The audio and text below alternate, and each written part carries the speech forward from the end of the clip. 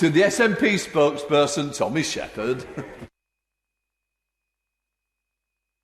It's been 5 days since the Prime Minister announced an England-wide lockdown and a major U-turn regarding the furlough scheme. And all week we have been trying to clarify whether furlough support will be in place just when England is locked down, or whether it will also be available beyond December the 2nd if devolved administrations are required to take similar action. On Monday, the Prime Minister suggested it would be available to devolved national governments, only to have a series of ministers deny this as the week progressed. It is bizarre that such a simple question still does not have a clear answer. Can the leader confirm whether the Chancellor's statement which will follow will clear up this ambiguity? And in either event, can we have a debate on how to improve the capacity of devolved administrations to deal with the COVID pandemic and prepare for recovery, including their relationship with the UK Treasury? Now, following the rather shunt in which the lockdown in England was leaked last weekend, the government has much to learn about how it communicates. Can I raise a specific matter of how it communicates with members of Parliament? There's an increasing tendency for ministers to provide online briefings to members, and this is welcome.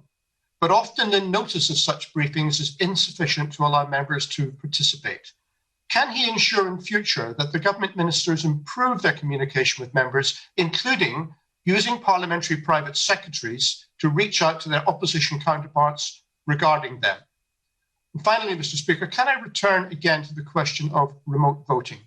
The latest changes to proxy voting are welcome and can only have come about because the government accepts the logic of not requiring members to physically queue up to vote.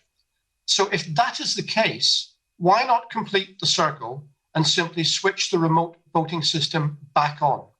That way, MPs can exercise their own discretion on behalf of their constituents rather than have to delegate their vote to others. Can I just say, I do apologise that no picture was put up of the SNP spokesperson when the line's gone down. The sound quality is good, but you're just a blank at the moment. But I will ask the Leader of the House to respond. Leader of the House. Mr. Speaker, it is a great pity that we could not see the honourable gentleman's cheerful countenance cheering us all up and bringing sweetness and light to this chamber, which he does on a weekly basis.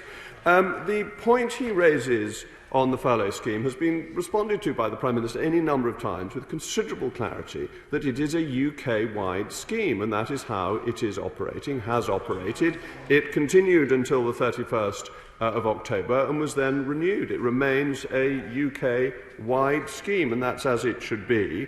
And I have pointed out to the honourable gentleman before, but it bears repetition, that the UK taxpayer has provided £7.2 billion of funding to Scotland. It has saved 779,500 jobs under the furlough scheme, in addition to £770 million for the self-employment scheme. So the United Kingdom, as a single entity, has protected the interests of Scotland and will continue to do so.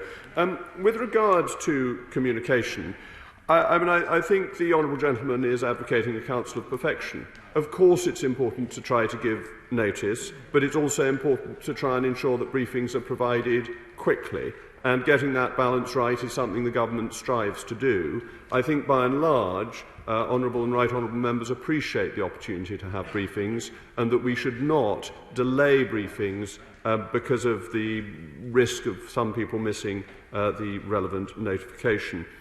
As regards voting in person, people need to be here. They need to be here to speak in debates. They need to be here for the legislative procedures, and people are still free to go through the division lobbies. They only have the opportunity to use a proxy if that is what they choose to do. We are a party that believes in choice, Mr. Speaker, liberty and freedom.